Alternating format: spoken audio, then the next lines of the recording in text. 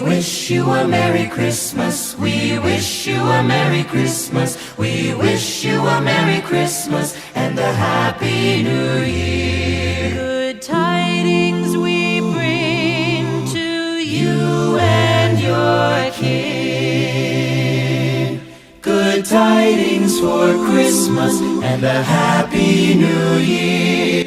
Season's greetings and Merry Christmas to all our viewers at home and abroad from Providence Television International, the game changer. Good tidings for Christmas. Good tidings for Christmas. Good tidings for Christmas and a Happy New Year.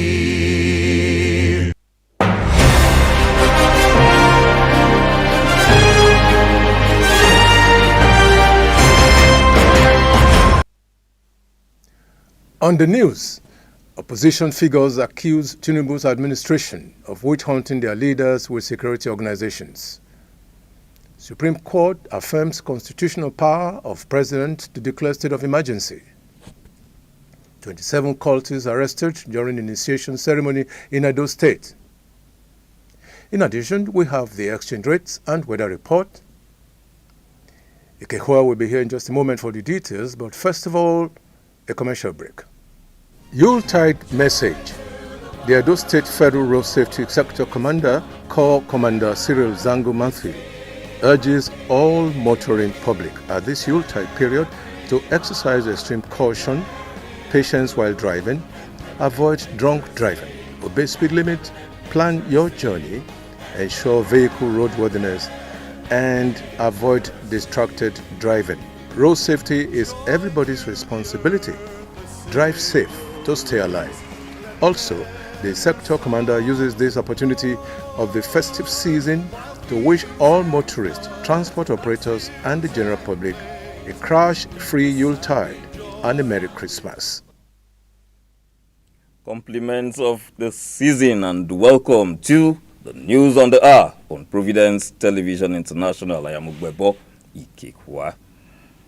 Prominent opposition figures, including former Vice President Atiku Abubakar, the 2023 Labour Party presidential candidate Peter Obi, and PDP elder statesman Bode George, on Sunday accused President Bola Tinubu's administration of deliberately undermining opposition parties ahead of future elections.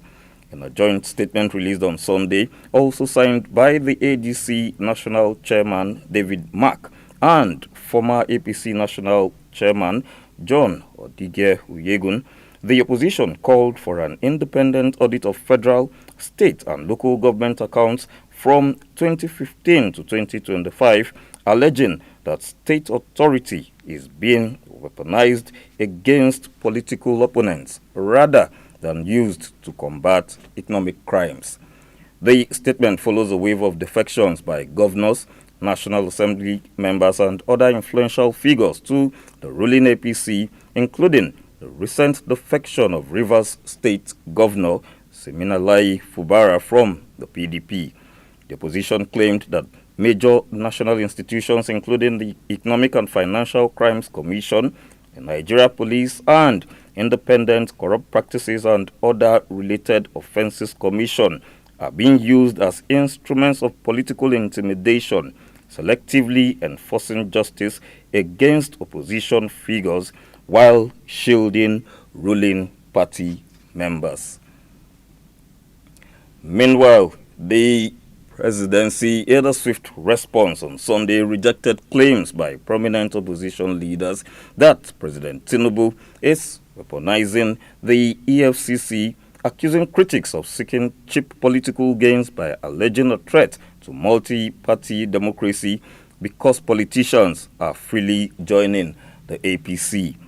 This was disclosed in a statement signed by the Special Advisor to the President on Information and Strategy, Bayo Onanuga, on Sunday.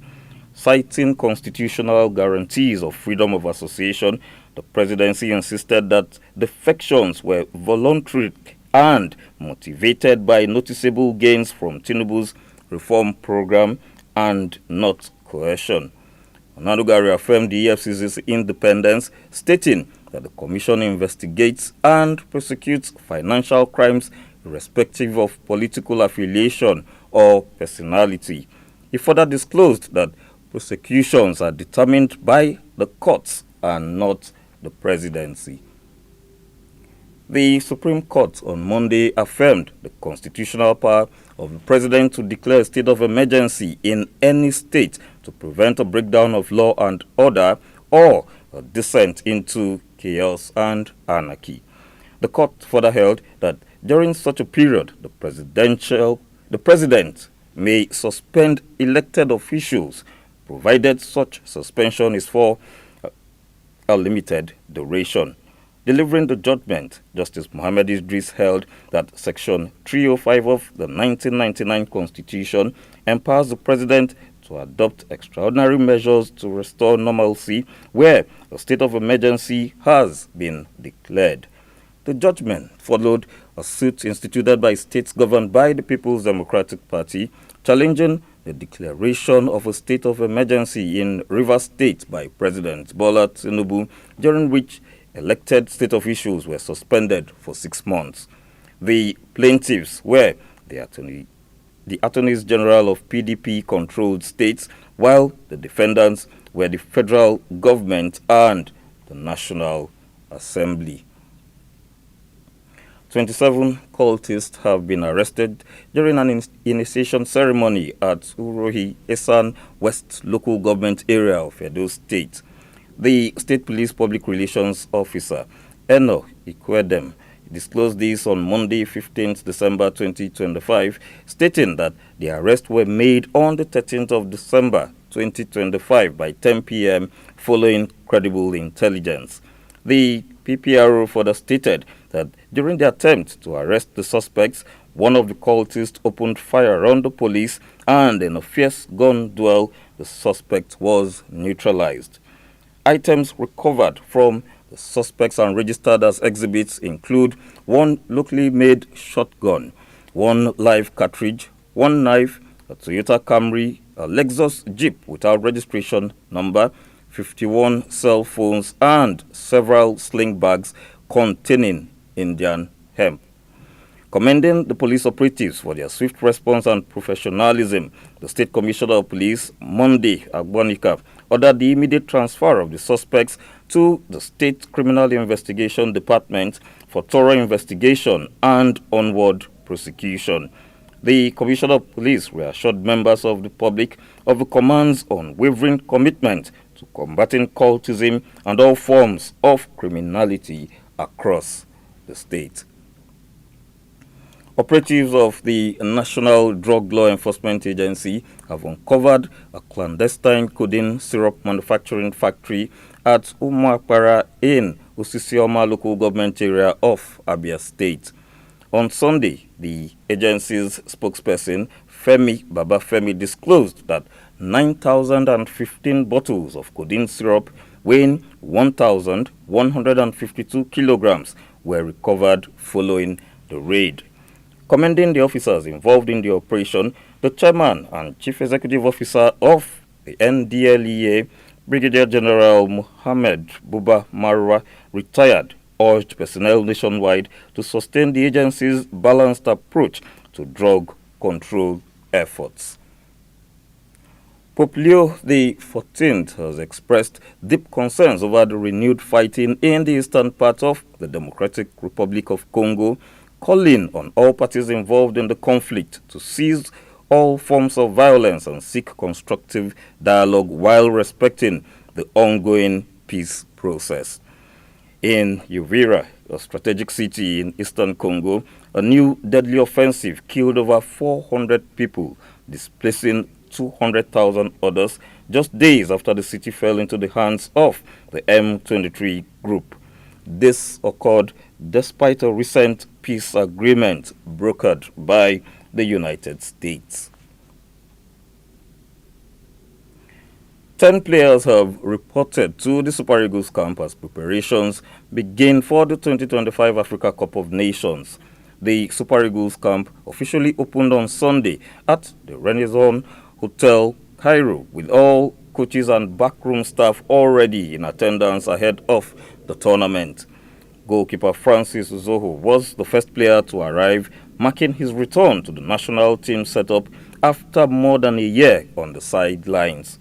More players are expected to join in the coming hours as Nigeria intensifies preparations for the continental showpiece. As part of the team's preparations, the Super Eagles will play a friendly match against the Pharaohs of Egypt on Tuesday, 16th December 2025 at the Cairo International Stadium. The 2025 AFCON kicks off in Morocco on December 21st and is expected to end on January 18th, 2026. As anticipation builds for the Africa Cup of Nations 2025, set to kick off on December 21st, 2025 in Morocco, the Confederation of African Football has released a list of items prohibited across all tournament arenas. The rules are aimed at ensuring fan safety throughout the competition, as fans attending AFCON 2025 matches in Morocco will be subjected to security screening. Prohibited items include alcoholic beverages, illegal substances and drugs, weapons and sharp objects, fireworks and pyrotechnics, glass bottles and containers, flammable materials, racist, violent or discriminatory banners, unauthorized political, religious or commercial signs, drones and animals, large umbrellas, oversized hats, professional cameras and recording equipment, musical instruments, loud horns, and heavy or large bags. And now to the weather report. The weather forecast for Tuesday, 16th December 2025, Abuja. It will be sunny in Abuja with a temperature of 34 degrees Celsius. In Lagos, there will be scattered thunderstorms with temperatures of 31 degrees Celsius anticipated. In Benin, it will be sunny with a temperature of 33 degrees Celsius. And in Port Harcourt, it will be mostly sunny with a temperature of 32 degrees Celsius. In Kaduna, it will be sunny with a temperature of 32 degrees Celsius. And in Enugu and Sokoto, it will be mostly cloudy with temperatures of 34 degrees Celsius anticipated in both states.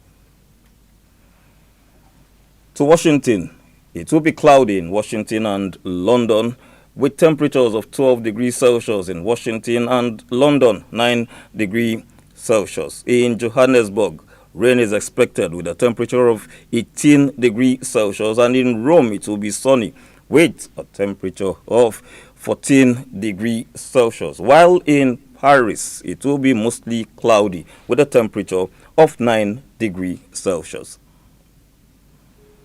And to the exchange rates, one United States dollar is its equivalent in naira is 1,480, 1 euro 1,739, 1 British pound 1,979, and 1 Canadian dollar presently stands at 1,074 naira, and the Australian dollar 983 naira. And that's the news on the hour on Providence Television International. Thanks for watching. Please stay tuned.